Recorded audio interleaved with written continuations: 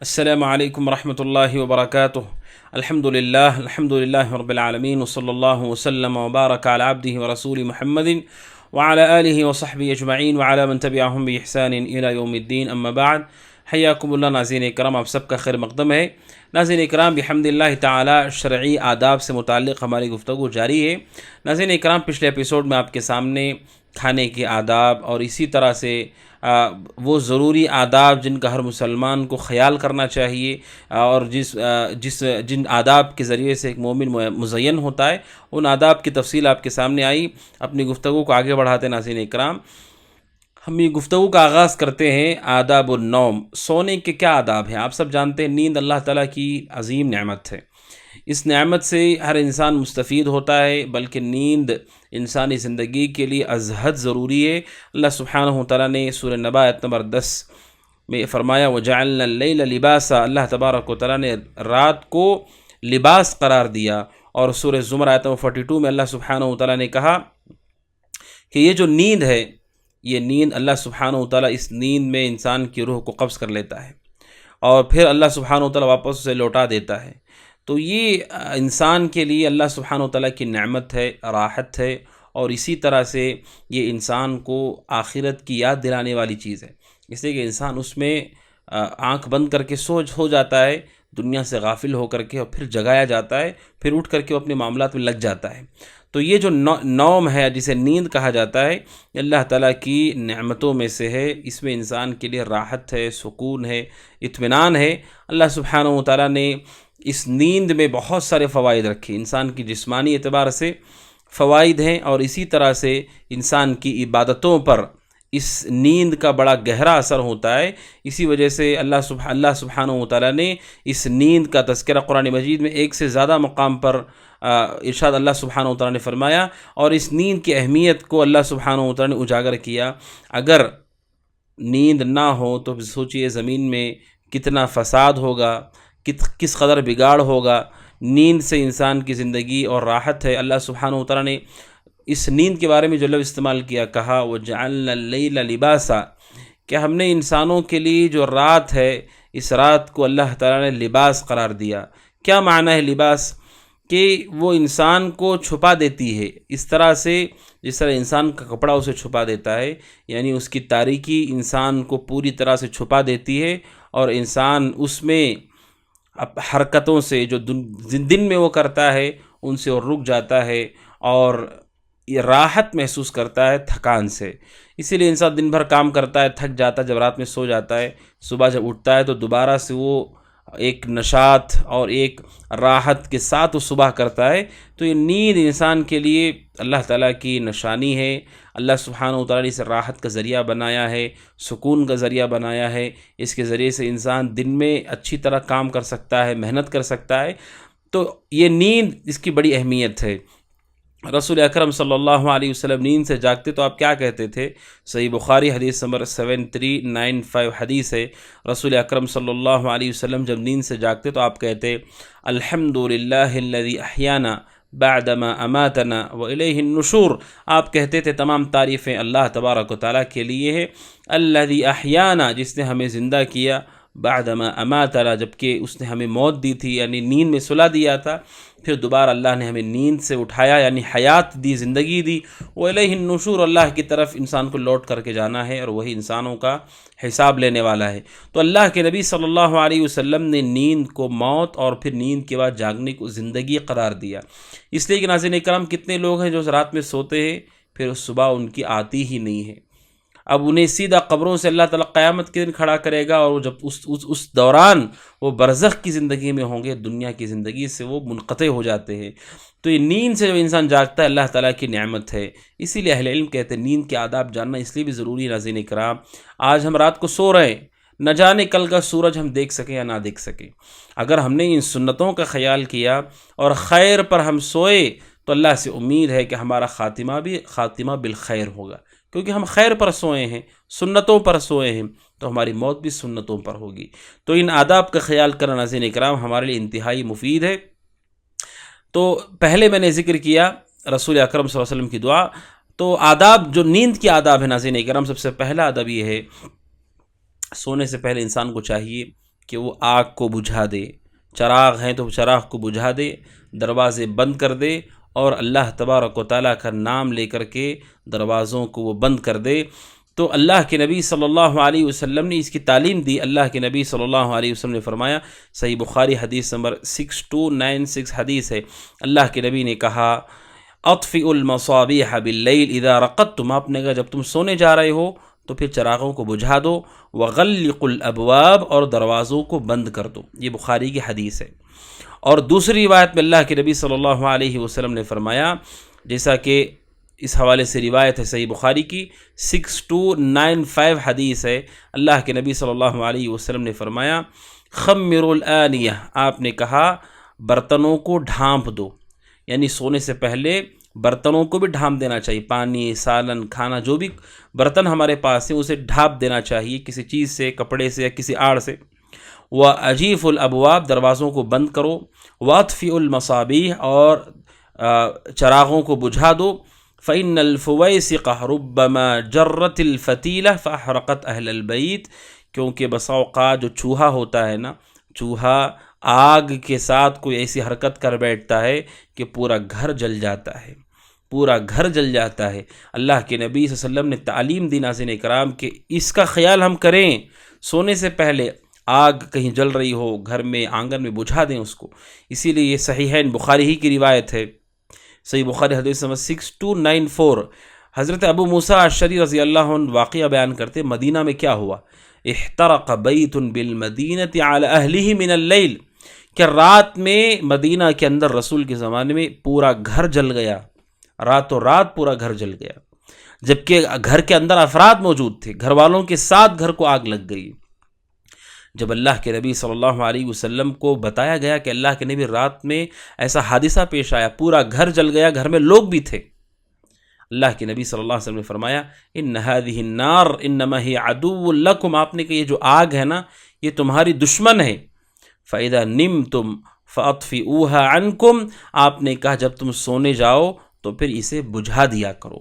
تو آگ کو نہیں بجھانے کی وجہ سے مدینہ کے اندر پورا گھر جل گئے ناظرین کرام، کیونکہ چوہا بسا اوقات جاتے ہوئے اسے ڈھکیل دیتا ہے اور کسی ذریعے سے وہ آگ لگ جاتی ہے، اسی لیے اس کا خیال ہو۔ اور اسی طرح سے مسلم کی حدیث ہے 2012 حدیث، رسول اکرم صلی اللہ علیہ وسلم نے فرمایا وَأَغْلِقُوا الْأَبْوَابَ، دروازوں کو بند کرو، وَاذْكُرُوا اسْمَ اللَّهِ، اور اللہ کا نام لو، بسم اللہ کہو، فَإِنَّ الشَّيْطَانَ لَا يَفْتَحُ بَابًا مُغْلَقًا، اس لیے کہ شیطان بند دروازے کو نہیں کھول سکتا۔ تو کل ملا کر ناظرین کرام آپ نے سنا کہ سوتے وقت ان چیزوں کا خیال کر لینا چاہیے۔ آج دیکھیے ہمارے پاس معاملہ یہ نہیں ہے کہ آگ ہم نہیں استعمال کرتے، آج بھی بسا اوقات گھروں میں لوگ آگ استعمال کرتے ہیں، چراغ استعمال کرتے ہیں، موم بتیاں استعمال کرتے ہیں، یا آج آپ دیکھتے ہیں کہ لوگ بسا اوقات کوئی سوئچ ہے اسے آن کر کے چھوڑ دیا اور اس پر خطرہ ہے کہ کہیں بارش کا پانی نہ گر جائے، کوئی چیز نہ گر جائے، اس کا ہمیں خیال ہونا چاہیے ناظرین اکرام۔ اور اسی طرح سے گیس ہے، چونکہ آج کے دور میں گیس استعمال کی جاتی ہے، سونے سے پہلے ایک مرتبہ دیکھ لینا چاہیے کہ کہیں وہ چالو نہ ہو، کہیں پر وہ ہم نے بند نہ کیا ہو، اس لیے کوئی حادثہ کے طور پر کوئی ایسی حرکت ہو جائے جس سے نقصان ہو۔ ان ساری چیزوں کو شریعت کہتے دیکھ لینا چاہیے، کیونکہ نیند کا جو وقت ہوتا ہے ناظرین اکرام وہ غفلت کا ہوتا ہے۔ سوئے ہوئے آپ جاگ رہے ہیں تو آپ دیکھ رہے ہیں کیا ہو رہا ہے کیا نہیں ہو رہا ہے، آپ سوئے ہوئے ہیں تو آپ کو پتہ نہیں ہے۔ دروازوں کو بند کر دو تاکہ گھروں کی حفاظت ہو، اس لیے کہ چوریاں کیا آج نہیں ہوتی ہیں، پہلے بھی ہوتی تھی، آج بھی چوریاں ہوتی ہیں، ڈکیتیاں ہوتی ہیں، قتل ہو جاتے ہیں، لہٰذا اللہ کے نبی صلی اللہ علیہ وسلم نے اس کا حکم دیا۔ اسی لیے ابن دقیق العید رحمہ اللہ اس حدیث کے سلسلے میں کہتے ہیں اللہ کے نبی نے جو کہا دروازوں کو بند کر دو، اس میں انسان کے دین کا بھی فائدہ ہے اور دنیا کا بھی فائدہ ہے۔ کہتے دنیا کا فائدہ کیسے ہے کہ دروازے بند کرنے سے انسان محفوظ رہتے ہیں اور ان کا مال محفوظ رہتا ہے نقصان سے، کیونکہ دروازہ بند ہے، آپ نے لاک کیا ہے اس کو۔ اور دین کا فائدہ یہ ہے لا سیما الشیاطین، کہ شیطان اس دروازے کو نہیں کھول سکتا جسے بند کر دیا گیا ہے۔ تو اسی لیے کہتے ہیں اللہ کے نبی نے کہا دروازہ بند کرو، کیونکہ شیطان بند دروازے کو نہیں کھول سکتا۔ اس میں اشارہ ہے کہ اس بند کرنے میں شیطان انسانوں کے ساتھ رات میں شریک نہیں ہو پاتا ہے، اور خاص طور پر اللہ کے نبی صلی اللہ علیہ وسلم نے شیطانوں کا ذکر اس لیے کیا ہے کیونکہ آپ اللہ کے نبی ہیں، آپ کو اللہ تعالیٰ نے اطلاع دی، اسی لیے اللہ کے نبی نے ہم کو بتایا، اس لیے کہ چور سے، دشمنوں سے تو بچ جائیں گے، یہ تو ہمیں بھی اپنی طور پر سمجھ میں آتا ہے، لیکن شیطانوں کا ذکر اس لیے کہ ابن دقیق العید کہتے ہیں تاکہ لوگوں کو تنبیہ کی جائے کہ اس بات کا اہتمام کرو کہ گھر کے دروازے بند کر لیا کرو، کیونکہ شیطان اس کے وجہ سے داخل ہوتے. کوئی یہ کہے کہ نہیں بھائی مجھے کوئی خوف نہیں چوری کا، ڈکیتی کا، میں بہت امن و امان کی جگہ پر ہوں، محفوظ جگہ پر ہوں، نہیں، آپ کھلا رکھیں گے شیطان داخل ہوں گے، لہٰذا بند کر دو، چاہے امن و امان کیوں نہ ہو بند کر دو، کیونکہ اللہ کے نبی صلی اللہ علیہ وسلم وہ چیز بتائی ہے جسے ہم نہیں جانتے، وہ ہے شیطان داخل ہوتا ہے گھروں کے اندر. اور اسی طرح یہ پہلا ادب ہے ناظرین اکرام سونے کا کہ ہم اس کا خیال کریں کہ ہم نے دروازہ بند کر دیں، کھڑکیاں بند کر دیں تاکہ انسان نقصان سے، دروازے کھلے رہ گئے، کھڑکیاں کھلی رہ گئیں، بسا اوقات موذی جانور، سانپ اور نہ جانے اور کوئی ایسی چیز داخل ہو سکتی جو نقصان کرے. اور اسی طرح سے گیس ہے یا اسی طرح سے الیکٹرک کے سامان ہیں، مختلف سامان ہیں جس کو ہم استعمال کرتے ہیں یا کھلے طور پر ہم نے آسمان کے نیچے چھوڑ دیا ہے، ان ساری چیزوں کو دیکھ لینا چاہیے. اور اسی طرح ناظرین اکرام بسم اللہ کہہ کے دروازے کو بند کر دینا چاہیے. یہ دوسرا ادب ہے جو بڑا اہم ہے، اللہ کے نبی صلی اللہ علیہ وسلم نے بیان فرمایا، پچھلے طور پر بھی آپ کے سامنے آیا، صحیح مسلم حدیث نمبر 2014. یہ حدیث ہے، کیا حدیث ہے؟ اللہ کے نبی نے فرمایا، حضرت جابر رضی اللہ عنہ کہتے ہیں اللہ کے نبی صلی اللہ علیہ وسلم نے فرمایا، غط الاناء، آپ نے کہا برتنوں کو ڈھانپ دو، بند کر دو، وَأَوْكُ السِّقَا، اور مشکیزے جو ہوتے ہیں نا پانی رکھنے کی جو ہوتے قدیم زمانے میں چمڑے کے استعمال کرتے تھے وہ، آپ نے کہا اسے باندھ دو، فَإِنَّ فِي السَّنَةِ لَيْلَةً يَنزِلُ فِيهَا وَبَاء، آپ نے کہا کیونکہ سال میں ایک رات ایسی ہوتی ہے جس میں اللہ تبارک و تعالیٰ وبا کو نازل کرتا ہے، وبائیں نازل ہوتی ہیں. رسول اکرم صلی اللہ علیہ وسلم نے فرمایا، اب یہ غیب ہے ناظرین اکرام، ہم نہیں جانتے، لیکن چونکہ حدیث میں رسول اکرم صلی اللہ علیہ وسلم نے بیان کیا، اس کا مطلب یہ ہے کہ سال میں ایک رات ضرور ہے جس میں وبائیں نازل ہوتی ہیں. اور رسول اکرم صلی اللہ علیہ وسلم نے کہا یہ جو وبائیں ہیں کیسی ہوتی ہیں؟ اللہ کے نبی صلی اللہ علیہ وسلم نے فرمایا کہ اگر ہم نے برتن کھلے رکھے، لا یمر بینا لیس علیہ غطاء، اللہ کے نبی صلی اللہ علیہ وسلم نے فرمایا کہ کوئی بھی ایسا برتن ہو جس کو ڈھانپا نہ گیا ہو، چھپایا نہ گیا ہو، باندھا نہ گیا ہو، اگر وہ رات ہو، اللہ کے نبی صلی اللہ علیہ وسلم نے فرمایا تو وہ اس میں نازل ہو جاتی ہے اور انسان ان چیزوں میں مبتلا ہو جاتا ہے. یعنی اس کا مطلب یہ ہے ناظرین اکرام کہ سال میں ایک رات ایسی ہے. اب یہ جو رات ہے کب ہے یہ رات ہم نہیں جانتے، اسی لیے کہا جاتا ہے کہ حادثہ کبھی ہوتا کبھار ہوتا ہے، لیکن احتیاط پوری زندگی انسان کرتا ہے، پوری زندگی انسان دروازہ بند کرتا ہے. حادثہ ہوگا نہیں ہوگا ہمیں نہیں معلوم، لیکن احتیاط کرتا ہے کہیں ہو نہ جائے. اب اللہ کے نبی نے فرمایا علیہ الصلوۃ والسلام، سال میں ایک رات ایسی ہے جس میں وبائیں نازل ہوتی ہیں، جس میں اللہ تبارک و تعالیٰ کی جانب سے بیماریاں نازل ہوتی ہیں. اور یہ بیماری کیا ہے؟ رات میں ہر برتن پر سے گزرتی ہے. اللہ کے نبی نے فرمایا اگر برتن کھلے ہوئے ہوں تو اس برتن میں وہ نازل ہو جاتی ہے، یعنی اتر جاتی ہے اور وہ مرض اس کو پہنچ جاتا ہے، چاہے تھوڑا ہو چاہے زیادہ ہو. تو اللہ کے نبی صلی اللہ علیہ وسلم نے اس حدیث میں بتایا، جو غیب کی خبر ہے اللہ کے نبی صلی اللہ علیہ وسلم کے ذریعے سے اللہ تعالیٰ نے پہنچائی، کہ ہمیں چاہیے برتنوں کو ڈھانپ دیں، بند کر کے رکھیں. کچھ لوگ کیا کرتے ہیں، کچن کے اندر برتن کھلے ہوئے ہیں، کوئی پانی پینا چاہتا ہے، اپنے بستر پر رکھا ہے، کمرے میں رکھا ہے، کھلا رکھا ہے. اگر سال میں وہ رات آ گئی، ہم نہیں جانتے کب آئے گی رات ہو، لیکن وہ رات اگر ہوگی تو پھر وہ بیماریاں اس میں نازل ہوں گی اور انسان اسے استعمال کرے گا تو تھوڑا یا زیادہ وہ بھی اس مرض میں مبتلا ہو جائے گا، اس نقصان میں اس نقصان کو اٹھانا پڑے گا. اس سے ناظرین اکرام یہ دوسرا ادب ہے کہ مومن کو چاہیے کہ برتنوں کو وہ ڈھانپ دے. اور تیسرا ادب ہے ناظرین اکرام کہ مومن کو چاہیے سونے سے پہلے وضو کر لیں. سونے سے پہلے اب سونے کا آپ نے ارادہ کر لیا ہے، سونے سے پہلے وضو کر لیجئے. اگر ہم وضو پر سوئے تو کتنی اچھی بات ہے. یہ صحیح بخاری اور مسلم کی روایت ہے، صحیح بخاری حدیث نمبر 6311، صحیح مسلم 2710 حدیث ہے. رسول اکرم صلی اللہ علیہ وسلم نے فرمایا، اذا اتیت مضجعک، آپ نے کہا جب تم بستر پر آؤ، فتوضا وضوءک للصلاۃ، تو جیسے نماز کے لیے وضو کرتے ہو ویسے وضو کرو. پھر اللہ کے نبی نے کہا ثم اضطجع، علی شقک الایمن، پھر دائیں کروٹ سو جاؤ اور کہو اللہم اسلمت نفسی الیک وفوضت امری الیک والجأت ظہری الیک رغبتا ورہبتا الیک لا ملجأ ولا منجا منک الا الیک آمنت بکتابک الذی انزلت وبنبیک الذی ارسلت۔ اللہ کے نبی صلی اللہ علیہ وسلم نے فرمایا فإن مت علی الفطرہ، آپ نے اگر تمہاری موت ہو گئی تو تمہاری موت فطرت پر ہوگی۔ اور آخر میں یہ دعا پڑھنا، جو دعا میں نے سنا ہے ناظرین اکرام، اسے سب سے آخر میں پڑھنا چاہیے۔ تو اگر کوئی وضو کے ساتھ سوتا ناظرین اکرام تو وہ طہارت کی حالت میں سویا ہے، جو کہ بڑی اچھی بات ہے، اور وضو ایک عبادت بھی ہے، گویا کہ اس نے سونے سے پہلے یہ عبادت بھی کی، اجر و ثواب کو پا لیا، اور پھر وہ طہارت کے ساتھ نیند میں داخل ہو رہا ہے۔ تو ناظرین اکرام یہ تیسرا ادب ہے جس کا ہمیں خیال کرنا چاہیے۔ اور چوتھا ادب ہے ناظرین اکرام سونے کے آداب میں سے کہ سونے سے پہلے مسلمان کو چاہیے کہ بستر کو جھاڑ لے اور پھر بسم اللہ کہے۔ اللہ کے نبی صلی اللہ علیہ وسلم نے فرمایا، جیسا کہ صحیح بخاری حدیث نمبر 6320 حدیث ہے، اللہ کے نبی صلی اللہ علیہ وسلم نے فرمایا اذا اوى احدكم الى فراشه فلينفض فراشه بداخلت ازاری۔ اللہ کے نبی صلی اللہ علیہ وسلم نے فرمایا جب کوئی آدمی اپنے بستر پر آئے سونے کے لیے تو اسے چاہیے کہ اپنے لباس سے، اپنے کپڑے سے اپنے بستر کو جھاڑ لے جسے ہم کہتے ہیں بستر کو ایک مرتبہ دیکھ کر کے اچھی طرح اسے جھٹک لے، اچھی طرح سے اسے جھاڑ لے۔ اللہ کے نبی نے کہا حدیث میں فَإِنَّهُ لَا يَدْرِي مَا خَلَفَهُ عَلَيْهِ، آپ نے کہا اس لیے کوئی نہیں جانتا کہ تمہارے بعد وہاں کیا چیز ہے، بستر ہے، تکیہ اور اسی طرح سے بلینکٹ ہے، کمبل ہے، رضائی ہے، وغیرہ وغیرہ۔ تو اللہ کے نبی نے کہا جب ہم اٹھ کر آئے تو آپ تھے، لیکن اس کے بعد وہاں کیا چیز ہے ہمیں نہیں معلوم، ہو سکتا ہے کوئی موذی جانور ہو سکتا ہے کوئی ایسی چیز ہو جو نقصان دہ ہو، بسا اوقات ناظرین کرام کوئی دھاردار چیز ہوتی ہے، چاقو کسی نے رکھ دی وہاں پر، سوئی کسی نے رکھ دی وہاں پر، یا پھر اسی طرح کوئی چیز گرا دی ہے وہاں پر، تو ہم نہیں جانتے وہاں کیا چیز ہے، اسی لیے اللہ کے نبی نے فرمایا جھاڑ لینا چاہیے۔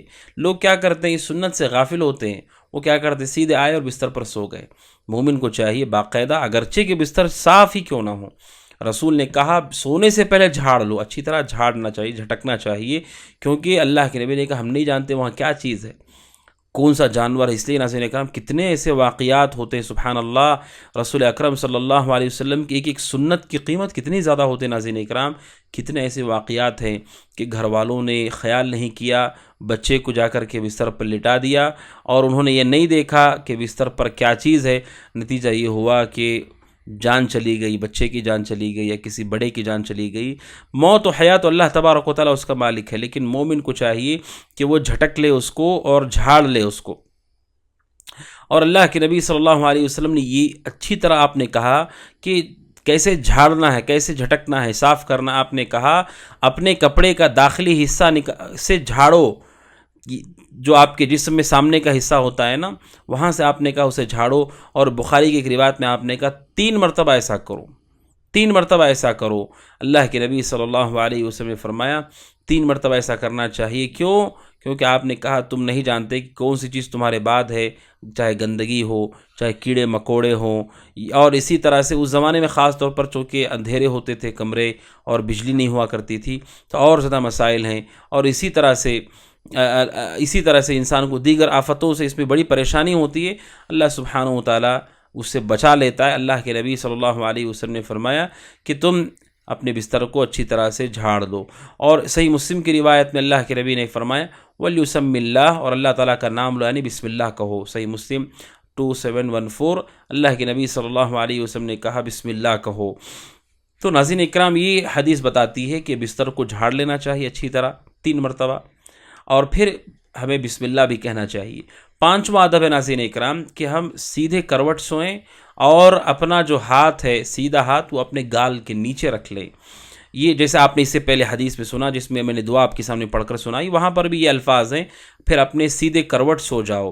اور اسی طرح ابو داؤد کی حدیث ناظرین اکرام، ابو داؤد حدیث نمبر 5045 حدیث ہے، رسول اکرم صلی اللہ علیہ وسلم کے بارے میں حضرت حفصہ کہتی ہے رضی اللہ تعالیٰ، حضرت حفصہ بنت عمر بن خطاب رضی اللہ تعالیٰ عنہما، اللہ کے نبی صلی اللہ علیہ وسلم کی زوجہ ہیں، حضرت عمر بن خطاب رضی اللہ تعالیٰ عنہ کی بیٹی حضرت حفصہ رضی اللہ تعالی عنہ، کہ رسول اکرم صلی اللہ علیہ وسلم نے فرمایا اذا اراد، کہ اللہ کے نبی صلی اللہ علیہ وسلم اذا اراد یرقد، اللہ کے نبی جب سونے جاتے نا تو آپ کیا کرتے تھے، آپ کی کیا سنت تھی، چونکہ بیوی گھر والی ہیں، وہ جانتے ہیں کہ اللہ کے نبی کیسے سوتے تھے. جب آپ سونے کا ارادہ کرتے وضع یدہ الیمنی تحت خدہ، تو آپ اپنا سیدھا ہاتھ اپنے گال کے نیچے رکھ لیتے تھے، پھر کہتے تھے اللہم قنی عذابک یوم تبعث عبادک، اللہم قنی عذابک یوم تبعث عبادک. اللہ کے نبی دعا پڑھتے تھے اے اللہ مجھے تیرے عذاب سے بچا لے جب تو تیرے بندوں کو دوبارہ سے اٹھائے گا. تو اللہ کے نبی صلی اللہ علیہ وسلم یہ عمل کیا کرتے تھے. اور چھٹواں ادب ہے ناظرین اکرام جس کا خیال کرنا چاہیے کہ سونے سے پہلے بعض صورتیں، بعض اذکار ہیں جس کا ہمیں اہتمام کرنا چاہیے. اس کی تفصیل حصن المسلم کا جو دویہ سلفیہ کا کورس تھا ہم نے آپ کے سامنے تفصیل کے ساتھ رکھا تھا کہ کیا کیا اذکار ہے جو سونے کے وقت مومن کو پڑھنا چاہیے. آپ اس کو دیکھ لیں ایک مرتبہ تو اس میں بہت ساری چیزیں ہمیں حاصل ہو جائیں گی. کچھ چیزیں میں آپ کے سامنے رکھ دیتا ہوں. جیسے رسول اکرم صلی اللہ علیہ وسلم نے ذکر کیا کہ اللہ کے نبی علیہ الصلاۃ والسلام اس آیت کی فضیلت بیان کرتے ہیں. صحیح بخاری حدیث نمبر 5010 حدیث. اللہ کے نبی نے فرمایا کہ جب کوئی آدمی اپنے بستر پر جاتا ہے، اللہ کے وسلم نے اس بات کو سچ قرار دیا کہ جب کوئی آدمی بستر پر جاتا ہے اور آیت الکرسی پڑھ لیتا ہے تو اللہ کی جانب سے ایک حفاظت کرنے والا مقرر ہوتا ہے فرشتہ، اور شیطان ہمارے قریب بھی نہیں آتا ہے صبح ہونے تک. یعنی ہمیں سونے سے پہلے آیت الکرسی پڑھ لینا چاہیے. اسی طرح سے صحیح بخاری حدیث نمبر 5009 کہ جو آدمی سونے سے پہلے من قرأ بالآیتین من آخر سورة البقرة فی لیلۃ کفتہ، کوئی آدمی سونے سے پہلے سورہ بقرہ کی آخری 2 آیتیں پڑھ لیتا ہے تو یہ 2 آیتیں آمن رسول، یہ 2 آیتیں رات بھر اس کے لیے کافی ہو جائیں گی. اور اسی طرح اللہ کے نبی صلی اللہ علیہ وسلم سونے سے پہلے کیا کرتے تھے؟ صحیح بخاری حدیث نمبر 5017 حدیث ہے.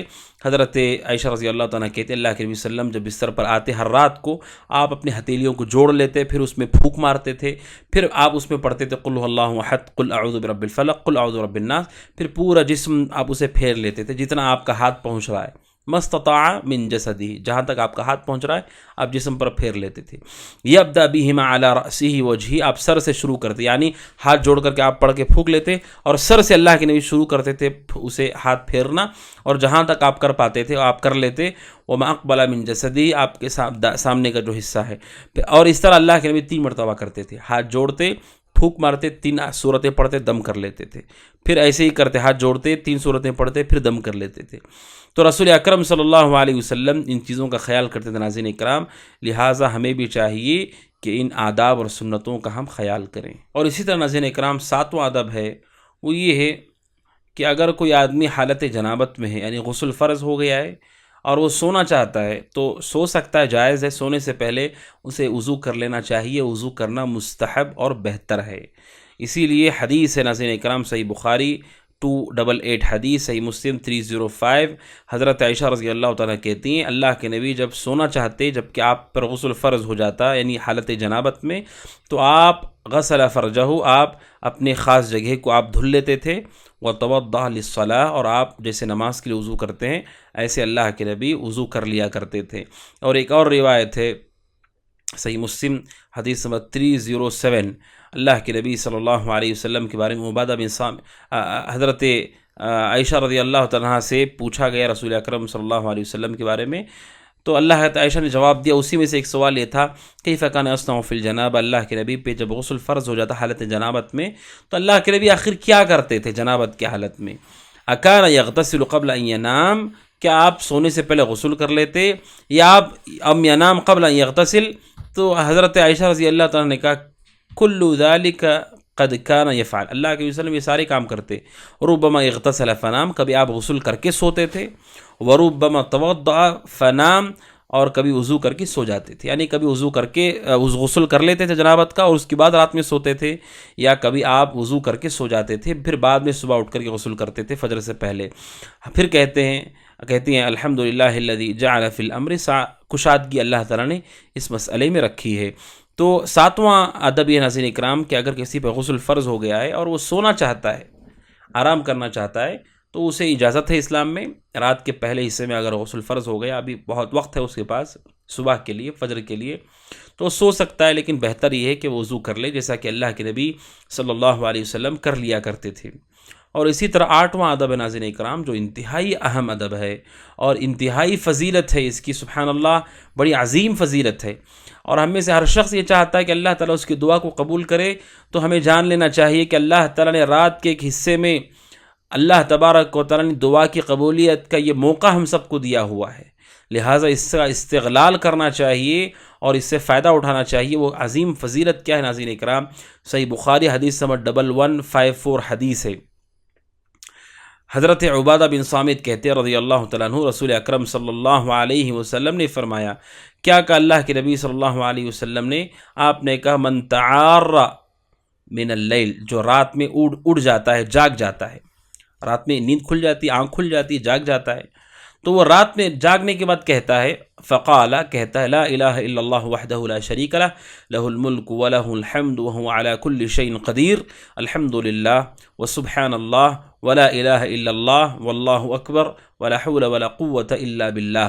رات میں آنکھ کھل گئی، انسان جاگ گیا ہے، ایسا ہو جاتا ہے کبھی انسان کے ساتھ کہ وہ سویا ہوا ہے، رات میں نیند کھل جاتی ہے اس کی، یہ دعا پڑھنا چاہیے ناظرین کرام، لا الہ الا اللہ وحدہ لا شریک لہ، لہ الملک ولہ الحمد وہو علی کل شیء قدیر، سبحان اللہ، الحمد للہ وسبحان اللہ ولا الہ الا اللہ واللہ اکبر ولا حول ولا قوة الا باللہ۔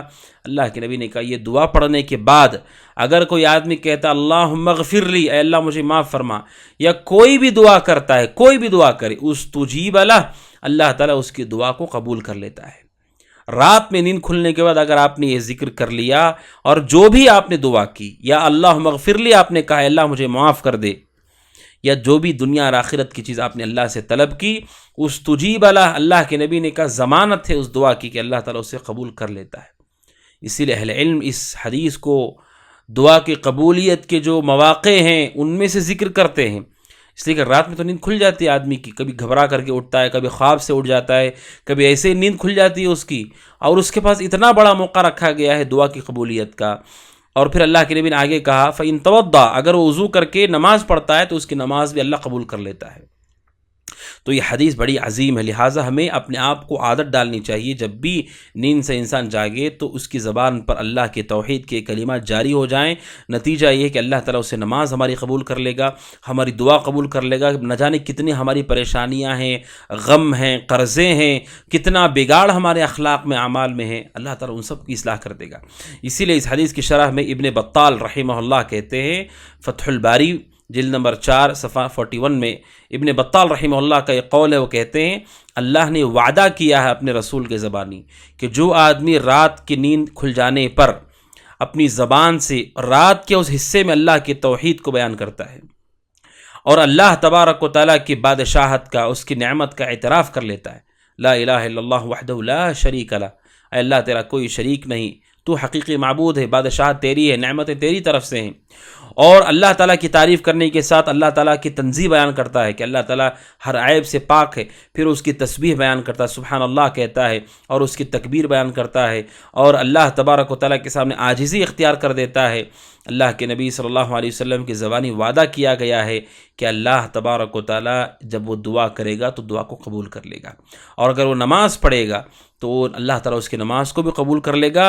ابن بطال رحمہ اللہ کہتے ہیں، جنہوں نے شرح کی ہے اس حدیث کی، کہتے ہیں فَيَنبَغِي لِمَنْ بَلَغَهُ هَذَا الْحَدِيث، ہر اس شخص کو چاہیے جس تک یہ حدیث پہنچ رہی ہے، ان یغتنم العمل به، کہ اس پر عمل کر کے غنیمت کا سے فائدہ اٹھا لے، ویخلص نیتہ لربہ سبحانہ وتعالی، اپنی نیت کو خالص کر لے، فائدہ اٹھا لے۔ ابن بطال رحمہ اللہ نصیحت کر رہے ہیں جس کو بھی اللہ تعالیٰ یہ حدیث کا علم دے، اسے چاہیے کہ غنیمت سے فائدہ اٹھا لے، اس لیے کہ لوگ کہہ رہے ہیں کہ پریشانیاں بہت ہیں، دعا قبول نہیں ہو رہی ہے، دعا کے انتظار میں، اتنا بڑا موقع ہمارے پاس ہے، رات میں نیند کھل جائے تو ان کلمات کے ساتھ اللہ تعالیٰ سے دعا کیجئے۔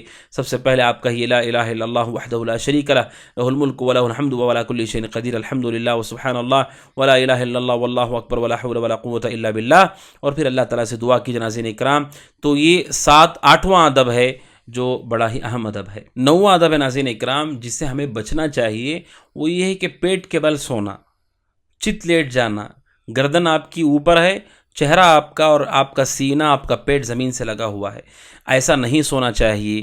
رسول اکرم صلی اللہ علیہ وسلم نے فرمایا، سنن ترمذی حدیث نمبر 2768 حدیث ہے کہ اللہ کے نبی صلی اللہ علیہ وسلم نے ایک شخص کو دیکھا جو اپنے پیٹ کے بل لیٹے ہوئے ہیں، تو اللہ کے نبی صلی اللہ علیہ وسلم نے فرمایا ان هذه ضجعۃ لا يحبها اللہ کے نبی نے فرمایا علیہ الصلوۃ والسلام کہ یہ جو سونے کا طریقہ ہے، اللہ تبارک و تعالیٰ اس طریقے کو پسند نہیں کرتا ہے۔ یہ جو طریقہ ہے سونے کا، اللہ تعالیٰ اس طریقے کو پسند نہیں کرتا ہے۔ یعنی صاف لفظوں میں رسول اکرم صلی اللہ علیہ وسلم نے فرمایا کہ اللہ تعالیٰ ناپسند کرتا ہے اس طریقے کو کہ کوئی آدمی اپنے پیٹ یا سینے کے بل لیٹ جائے۔ کیوں اہل علم نے کہا، بعض اہل علم نے کہا کہ یہ جہنمیوں کے سونے کا طریقہ ہے، جہنمیوں کے عذاب کے اسی طرح لٹایا جاتا ہے، اور بعض نے کہا کہ اس سے انسان اپنے چہرے کو اور سینے کو، جو کہ سب سے عزت والی جگہ ہیں، انسان اسے الٹا جب لیٹ جاتا ہے وہ، تو پھر اس نے اپنے آپ کو ذلت میں داخل کیا۔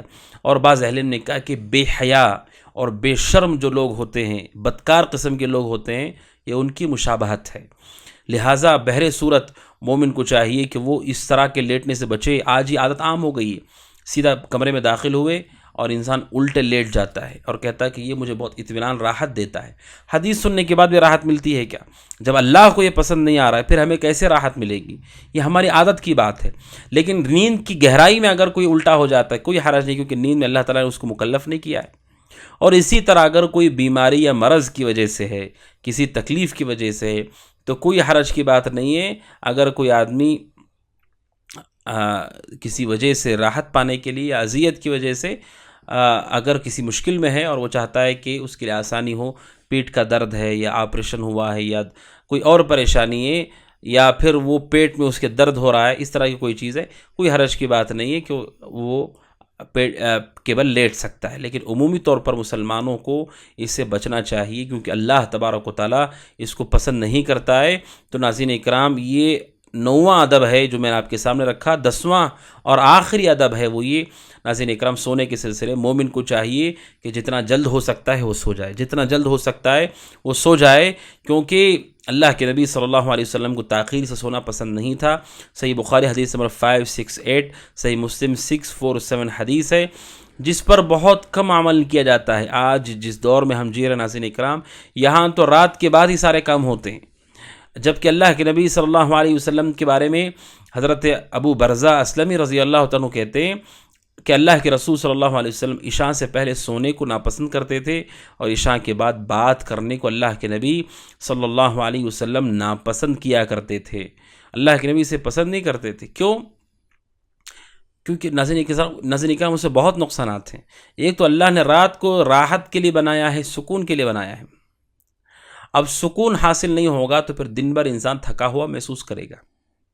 اور دوسرا یہ کہ انسان جو رات تاخیر سے سو رہا ہے، پھر اس کی نماز کا کیا ہوگا، کیسے نماز پڑھے گا، اور کیسے تہجد کی نماز پڑھے گا، کیسے دعا کا موقع اس کو مل جائے گا، اور کیسے تاخیر سے سونے والا انسان صبح کی برکتوں سے استفادہ کر پائے گا۔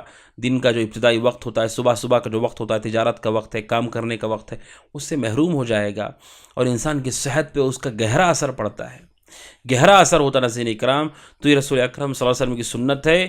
ہم سب کو کوشش کرنی چاہیے کہ ہم جتنا ہو سکتا ہے اس حدیث کے مطابق رات میں جتنا جلدی ہو سکتا ہے سونے کی کوشش کریں۔ ابن حجر رحمہ اللہ کہتے ہیں کہ اگر کوئی آدمی عشاء سے پہلے سو جائے، کیونکہ اللہ کے نبی عشاء سے پہلے سونے کو ناپسند کرتے تھے، اگر کوئی پہلے سو جائے تو ہو سکتا ہے کہ اس کا عشاء کا وقت نکل جائے، اور اس کے بعد اللہ کے نبی صلی اللہ علیہ وسلم تاخیر سے سونے کو ناپسند کرتے تھے، کیونکہ رات میں دیر سے جاگتے رہنا انسان اس کی وجہ سے نماز سے غافل ہو جائے گا، یا اس کا افضل وقت چھوٹ جائے گا۔ یہ ابن حجر کہتے ہیں قیام اللیل، تہجد کی نماز سے وہ محروم ہو جائے گا۔ اسی لیے حضرت عمر بن خطاب رضی اللہ عنہ کے حوالے سے ابن حجر رحمہ اللہ نے نقل کیا ہے کہ حضرت عمر بن خطاب رضی اللہ تعالیٰ عنہ لوگوں کو اس بات پہ مارا کرتے تھے۔ حضرت عمر بن خطاب رضی اللہ عنہ کہتے تھے، یقول اسمرن اول اللیل و نومن آخرہ، کہتے تھے کہ رات کے پہلے حصے میں جاگتے ہو اور آخری حصے میں سو جاتے ہو۔ حضرت عمر اس بات پہ ناراض ہو جاتے تھے اور لوگوں کو حضرت عمر رضی اللہ عنہ ڈانٹا کرتے تھے اس بات پر۔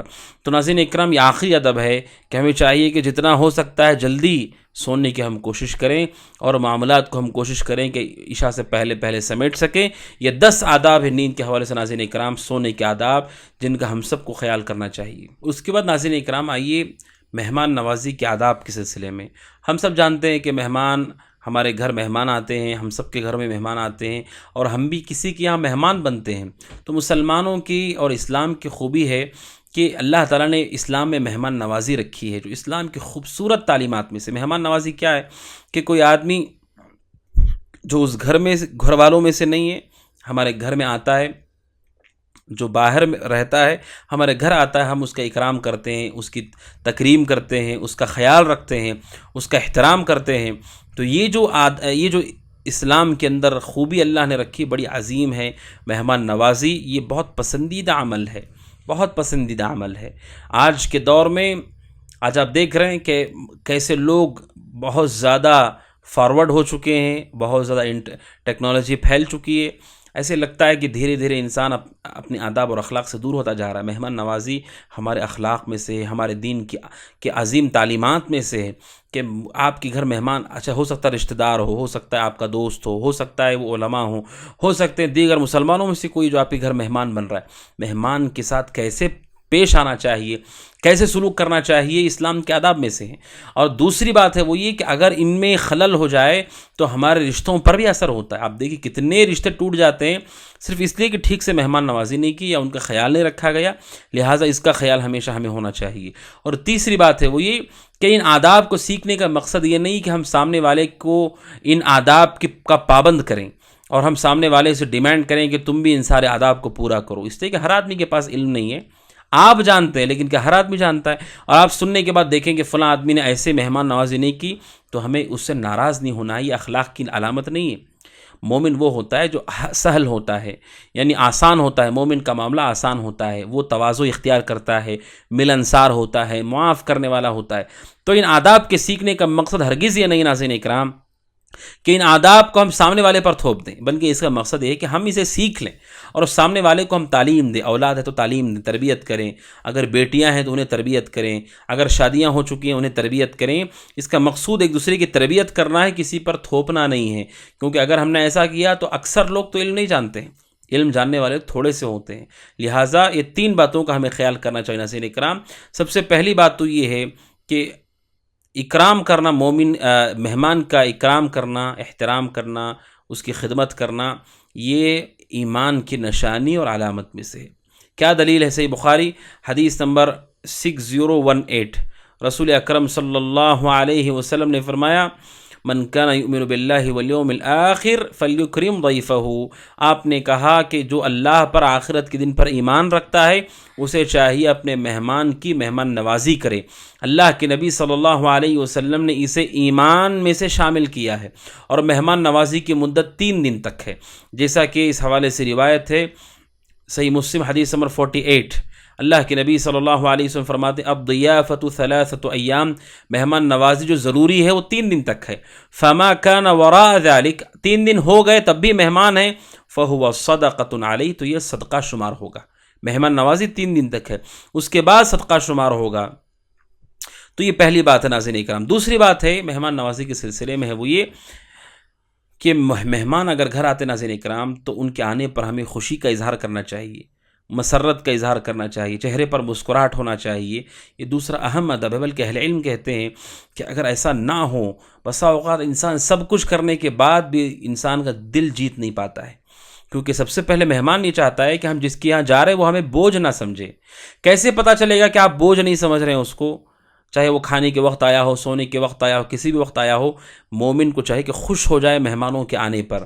رسول کیسے کرتے تھے؟ سبحان اللہ، صحیح بخاری حدیث نمبر 6176، اللہ کے نبی انہیں مرحبا کہتے تھے، جیسا کہ صحیح بخاری کی حدیث ہے، حضرت ابن عباس کی رضی اللہ تعالیٰ عنہما اللہ کے نبی صلی اللہ علیہ وسلم کے پاس وفد عبد القیس قافلہ اللہ کے نبی کے پاس آیا، آپ نے خوش ہو کر کے کہا مرحبا بالوفد، آپ نے مرحبا کہا، ان کو ویلکم کہا۔ اللہ کے نبی صلی اللہ علیہ وسلم نے کہا الذین جاؤوا غیر خزایا ولا ندامہ، آپ نے بڑے شاندار الفاظ میں ان کی ترحیب کی۔ لہٰذا مہمان کے آنے پر مومن کو چاہیے کہ وہ اسے ویلکم کرے، ترحیب کرے اور خوشی کے ساتھ اس کا استقبال کرے۔ اور تیسرا ادب ناظرین اکرام جو ابو اللیث السمرقندی رحمہ اللہ نے بیان کیا ہے، جو کہ اہم آداب میں سے، اور اسی طرح الآداب الشرعیہ ابن مفلح رحمہ اللہ نے بیان کیا ہے، وہ یہ سب سے پہلی بات کہتے ہیں کہ مہمان اگر گھر میں آتا ہے تو اسے چاہیے ان یجلس حیث یجلس، جہاں اسے بٹھایا جاتا ہے اسے چاہیے کہ وہیں بیٹھ جائے۔ مہمان کو چاہیے، ایک تو مہمان نوازی کرنے والا ہے، وہ تو خوشی کا اظہار کرے گا، مہمان کو کیا کرنا چاہیے؟ جہاں اسے بٹھایا جاتا وہاں بیٹھنا چاہیے، اس لیے کہ وہ گھر کے حالات کو زیادہ جانتے ہیں، گھر میں خواتین ہیں، پردہ کہاں ہے کہاں نہیں ہے، حمام کہاں ہے کہاں نہیں ہے، وہ جانتے ہیں۔ تو ہم اپنی جانب سے کہیں بیٹھنے کے بجائے اگر ہمیں کوئی بتا رہا ہے کہ یہاں بیٹھیے تو وہاں ہمیں بیٹھنا چاہیے، پہلی چیز۔ دوسری چیز کہتے ہیں جو بھی چیز سامنے گھر میں فوراً ہمیں لا کر کے دی جا رہی ہے، اس چیز کو لے کر کے انسان کو راضی ہو جانا چاہیے، اس چیز کو قبول کر لینا چاہیے۔ گھر میں آنے کے فوراً بعد کوئی بھی چیز جو گھر میں ان کے پاس موجود ہے وہ لا کر کے ہمیں دیتے ہیں تو اس چیز کو لے لینا چاہیے ناظرین کرام۔ اور تیسرا ہے ادب کہ آپ اگر میزبان کے گھر سے نکلنا چاہتے ہیں تو آپ اجازت لے کر کے اٹھیں وہاں سے، بغیر اجازت کی جانا یہ عیب کی بات ہے۔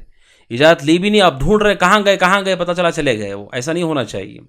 چوتھا ہے وہ یہ کہ نکلتے وقت ان کے لیے دعا کرنا چاہیے، یہ ابو اللیث سمرقندی رحمہ اللہ نے بیان کی۔ ابن الجوزی رحمہ اللہ نے کہا، کہتے ہیں آداب میں سے یہ ہے جو مہمان بن رہا ہے اسے چاہیے کہ اپنی جانب سے کوئی کھانے کا جو چیز کھائی جاتی ہے یا کوئی پکوان ہے، اپنی جانب سے کسی چیز کو طے کر کے نہ بولے، میں یہ کھانا چاہتا ہوں، ایسے نہیں بولنا چاہیے۔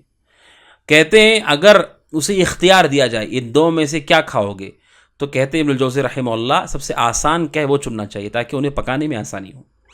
الا یہ کہ آپ کو پتہ چلے کہ جو میزبان ہیں ہمارے وہ ہمارے اتنے قریبی اور محبوب ہیں، انہیں پسند ہے کہ میں یہ چنوں گا تو وہ خوش ہو جائیں گے، اگرچہ کہ مشکل ہے، انہیں پسند ہے یہ، تو پھر ان کی خوشی کے لیے آپ کر سکتے ہیں۔ ورنہ عمومی طور پر مہمان بننے کے بعد ہمیں اپنی جانب سے اقتراح نہیں پیش کرنا چاہیے، ہمیں نہیں بولنا چاہیے کہ میں یہ کھاؤں گا یا نہیں کھاؤں گا۔ کیوں ناظرین اکرام جانتے ہیں، آپ نہیں جانتے گھر میں ان کے پاس مال کتنا ہے، آپ کو نہیں معلوم کہ ان کے پاس سامان ہے یا نہیں ہے، آپ کو نہیں معلوم یہ سامان آس پاس ملتا ہے کہ نہیں ملتا ہے، آپ کو یہ نہیں معلوم کہ سامنے والا اسے پکانا جانتا ہے کہ وہ نہیں جانتا ہے۔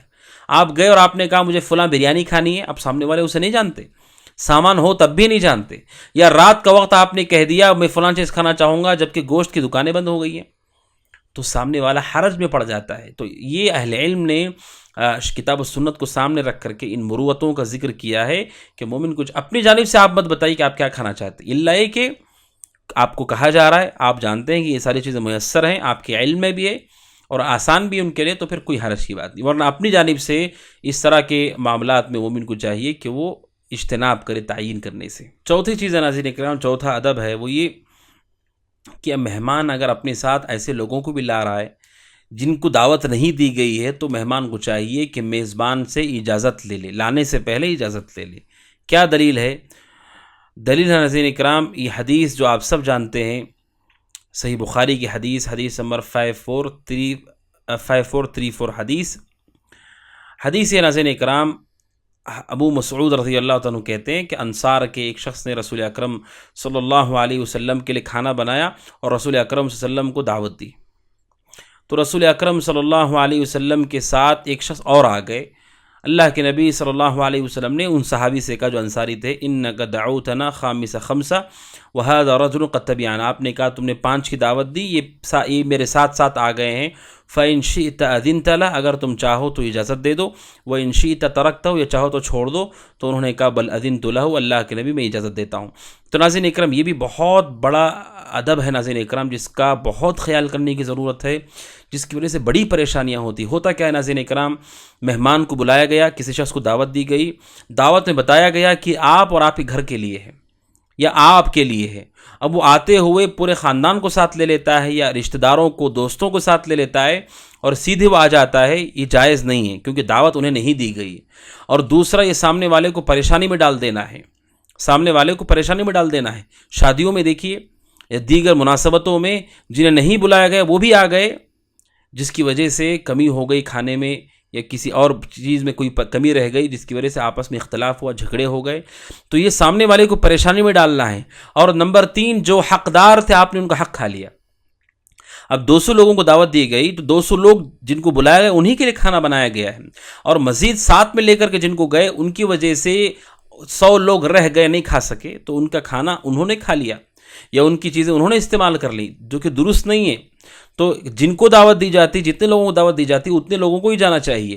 ہاں اگر لے جانا آپ چاہتے ہیں، کوئی آ گئے ساتھ میں، مثلا آپ شادی کو نکلنا چاہ رہے ہیں، اچانک گھر میں مہمان آ گئے، آپ گھر میں چھوڑ کر نہیں جا سکتے ان کو، تو اگر آپ کو لے جانا ہے تو پہلے فون کر کے پوچھ لیں یا ملاقات کر کے بتا دیں کہ میرے گھر مہمان ہے، کیا ان کو لانا ممکن ہے، کیا لانا مناسب رہے گا، کیا ٹھیک رہے گا سب کچھ. ایسے نہیں کہنا کہ میں لے کر کے آ گیا ہوں، ایسے نہیں، اطلاع نہیں دینا ہے بلکہ پوچھنا ہے. آپ دیکھیں حدیث پر غور کیجئے، اللہ کے نبی نے کہا فَإِن شِئْتَ، اگر تم چاہو اذنت لہ، چاہو تو اجازت دو، وَإِن شِئْتَ تَرَكْتَهُ، چاہو تو چھوڑ دو. یعنی آپ نے باقاعدہ ان سے پوچھا، جبکہ اللہ کے رسول ہیں وہ علیہ الصلوۃ والسلام، اللہ کے رسول ہیں وہ، لیکن آپ نے تب بھی کہا چاہو تو اجازت دو، چاہو تو چھوڑ دو. تو ناظرین اکرام اس کا خاص خیال رکھنا چاہیے، یہ ادب ہمارے اندر ہونا چاہیے. جس کو دعوت دی جا رہی، مجھے اگر انڈیویجول دعوت دی گئی ہے تو میں اپنی فیملی کو نہیں لے جا سکتا. مجھے فیملی کی دعوت دی گئی تو میں اپنے پورے بھائی بہن اور اپنے پورے خاندان کے لوگوں کو نہیں لے جا سکتا. یا مجھے دعوت دی گئی میں پورے دوستوں کو نہیں لے جا سکتا. کیوں؟ کیونکہ درست نہیں ہے. اجازت کے ساتھ ہی یہ ہو سکتا ہے. یہ چوتھا ادب ہے ناظرین اکرام جس کا ہم سب کو خیال کرنا چاہیے. اور پانچویں چیز ناظرین اکرام مہمان کی اکرام کے سلسلے میں وہ یہ کہ ہمیں چاہیے کہ ہم تکلف نہ کریں. تکلف کرنے سے بچنا چاہیے ناظرین اکرام. تکلف کا مطلب یہ کہ جسے کرنے کے لیے بہت شدید مشقت اٹھانی پڑ رہی ہے، جس کی وجہ سے ہمیں بھی تکلیف ہو رہی ہے، گھر والوں کو بھی تکلیف ہو رہی ہے، اور مہمان کو بھی اچھا نہیں لگ رہا ہے. ہماری اس پریشانی کو دیکھ کر وہ خود حیران ہو گیا ہے. اس طرح سے مشقت اٹھا کر کے اس طرح اپنے آپ کو پریشانی میں ڈالنا، اس سے بچنا چاہیے ناظرین اکرام. اس تکلف سے بچنا چاہیے. اس کی کیا دلیل ہے؟ سلمان فارسی رضی اللہ عنہ کے حوالے سے مسند احمد کے اندر ہے 136-39 کہ کہتے ہیں اللہ کے نبی صلی اللہ علیہ وسلم نے تکلف سے منع کیا. اگر یہ منع نہ ہوتا تو ہم تکلف کرتے. اسی طرح حضرت عمر بن خطاب رضی اللہ عنہ کی حدیث ہے، سلسلہ احادیث صحیحہ جلد نمبر 5 صفحہ نمبر 570. حضرت عمر بن خطاب رضی اللہ عنہ کہتے ہیں اللہ کے نبی صلی اللہ علیہ وسلم نے وہ کہتے ہیں کہ نہینا عن تکلف، ہمیں تکلف سے منع کر دیا گیا. لہذا ناظرین اکرام دعوتوں میں یا مہمان نوازی میں تکلف سے بچنا چاہیے. مسند احمد کی جو روایت ہے ناظرین اکرام 23733، اس میں حضرت سلمان فارسی رضی اللہ تعالیٰ عنہ نے کیا کہا کہ سلمان فارسی رضی اللہ عنہ جب گئے تو ایک شخص نے انہیں دعوت دی تھی، تو حضرت سلمان فارسی رضی اللہ تعالیٰ عنہ نے ان کی مہمان نوازی کی، اور اس دوران انہوں نے کہا کہ رسول اکرم صلی اللہ علیہ وسلم نے یعنی تکلف کرنے سے منع کیا گیا ہے، یعنی شریعت اسلامیہ میں اس سے منع کیا گیا ہے. تو اس سے بچنا چاہیے ناظرین اکرام. کیا ہوتا ہے انسان اپنی استطاعت سے زیادہ، جو ہماری استطاعت کے باہر ہے، بہت مشکل ہے، مشقت ہے، ایسی چیزیں کر کر کے اپنے آپ پر بوجھ ڈالنے سے بچنا چاہیے. یہ پانچواں ادب ہے جس کا ہم سب کو خیال کرنا چاہیے. چھٹواں ادب ہے ناظرین اکرام وہ یہ کہ مہمان آتے وقت بھی اجازت لے اور نکلتے وقت بھی کھانے کے بعد اجازت لے، یہاں تک کہ مہمان پر کوئی بوجھ نہ پڑ جائے، الا یہ کہ خود مہمان یا میزبان یہ چاہتے ہوں کہ آپ گھر پر رہیں. سورہ احزاب آیت نمبر 53 میں اللہ سبحانہ وتعالیٰ کہتا ہے یا ایھا الذین آمنوا لا تدخلوا بیوت النبی الا یؤذن لکم الی طعام غیر ناظرین اناہ. اللہ سبحانہ وتعالیٰ نے کہا نبی کے گھروں میں داخل نہ ہو مگر اللہ تبارک و تعالیٰ نے کہا الا یہ کہ تمہیں اجازت دی جائے کھانے کے لیے، اور جا کر کے انتظار کے لیے نہیں، بلکہ وَلَٰكِنْ إِذَا دُعِيتُمْ فَادْخُلُوا، جب تمہیں بلایا جائے تو تم داخل ہو جاؤ. اور کہا اللہ سبحانہ وتعالیٰ نے وَلَٰكِنْ إِذَا دُعِيتُمْ فَادْخُلُوا فَإِذَا طَعِمْتُمْ فَانْتَشِرُوا، اور جب تم کھا لو تو پھر پھیل جاؤ. اور اگر پھیلتا نہیں، یعنی لوگ کھانے کے بعد وہیں اگر رہ جاتے ہیں تو یہ ان کے لیے مشقت کا سبب بن سکتا ہے، پریشانی کا سبب بن سکتا ہے. لہٰذا اللہ سبحانہ وتعالیٰ نے یہ ادب جو مہمان بننے والے انہیں بیان کیا کہ یہ ادب ہے کہ رسول اکرم صلی اللہ علیہ وسلم کے گھر میں کھانے کے لیے جا رہے ہو تو بغیر اجازت کے نہ جاؤ، اور اسی طرح سے پکنے کے انتظار میں نہ رہ جاؤ. یعنی داخل نہ ہو رسول اکرم صلی اللہ علیہ وسلم کے گھر میں مگر دو شرطوں کے ساتھ. نمبر 1 کہ تمہیں اجازت دی جائے، اور دوسرا یہ کہ جتنی ضرورت ہے اتنی دیر کے لیے تم بیٹھو، کھانے سے پہلے ہو یا کھانے کے بعد ہو.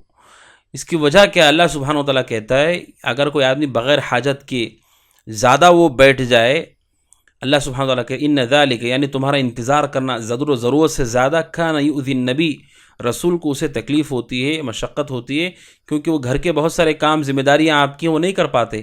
فیستحی منکم، اور اللہ کے نبی شرماتے بھی ہیں، حیا کرتے ہیں کہ وہ تمہیں کہیں کہ گھر سے چلے جاؤ. تو اللہ سبحانہ و تعالیٰ نے کہا ایسا نہ کرو، اللہ تعالیٰ حق بولنے سے نہیں حیا کرتا ہے. تو اللہ سبحانہ و تعالیٰ نے واضح کیا ناظرین اکرام کہ ہمیں چاہیے کہ جاتے ہوئے اور آتے ہوئے اجازت لیں، اسی طرح سے انسان بوجھ بن کر کے نہ رہ جائے. وہ دیکھے حالات اور ظروف کو دیکھے. جیسے اللہ سبحانہ و تعالیٰ نے کہا اگر کوئی آدمی بغیر حاجت کے زائد وقت تک بیٹھا رہ گیا، گھر والوں کو بھی کچھ کرنا ہے، بسا اوقات گھر والوں نے کھانا نہیں کھایا ہے، یا گھر کو انہیں صاف کرنا ہے، پاک کرنا ہے، یا دیگر کام ہے، کہیں علاج کے لیے جانا ہے ان کو، جتنی حاجت ہے اتنی حاجت تک. کھانے کے لیے بلایا گیا، کھا لیے، ہم نے بات کر لیا، اب ہمیں نکل جانا چاہیے اجازت لے کر کے.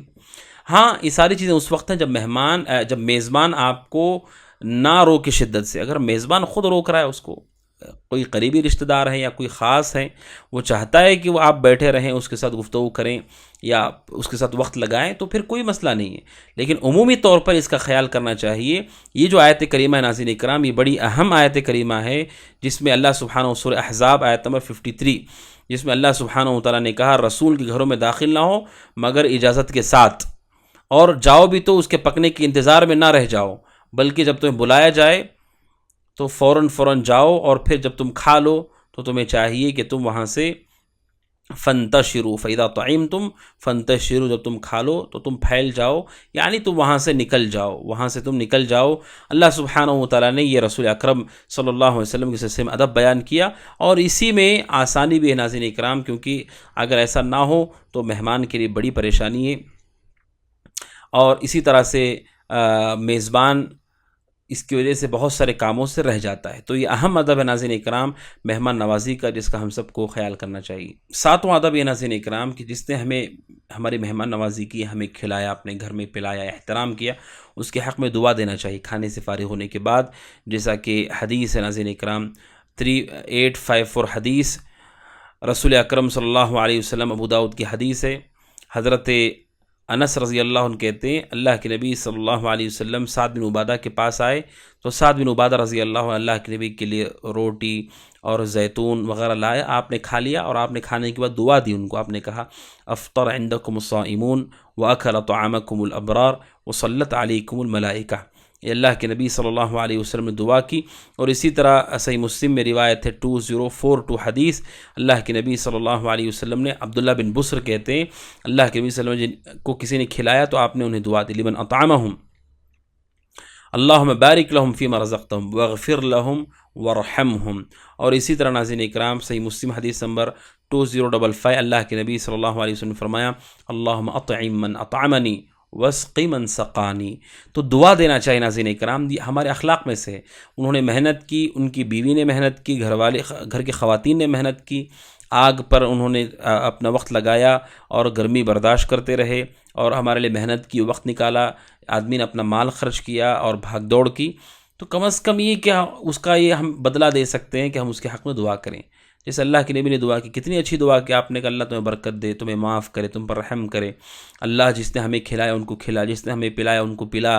اللہ کے نبی نے کہا افطر عندکم الصائمون، تمہارے گھر میں روزہ دار افطار کرتے رہیں. کتنی اچھی دعا دی آپ نے، افطر عندکم الصائمون، روزہ دار تمہارے گھر میں افطار کریں اور تمہارا کھانا نیک لوگ کھائیں اور فرشتے تمہارے حق میں دعا کریں. ایسی دعائیں اللہ کے نبی دیتے تاکہ سامنے والے کی ہمت بھی ہو، حوصلہ بھی ہو، اور اسے اچھا محسوس ہو. کیسا ہوتا ناظرین اکرام، آئے، کھا لیا، اور نہ اجازت لی، نہ بتایا، نہ خبر دی، نہ دعا کی، اور سیدھے وہاں سے چلے گئے. یہ بتاتا ہے کہ سامنے والے کے پاس علم نہیں ہے، ادب اور اخلاق نہیں ہے. لہٰذا یہ جو کورس ہے آداب سیکھنے کا، یہ موقع ہے ہمارے پاس کہ ہم کسی کے یہاں کھاتے ہیں تو یہ دعا دے کر کے وہاں سے نکلنا چاہیے، اجازت لے کر نکلنا چاہیے، فوراً وقت کے ساتھ ہی نکل جانا چاہیے، حاجت ہو گئی تو نکل جانا چاہیے.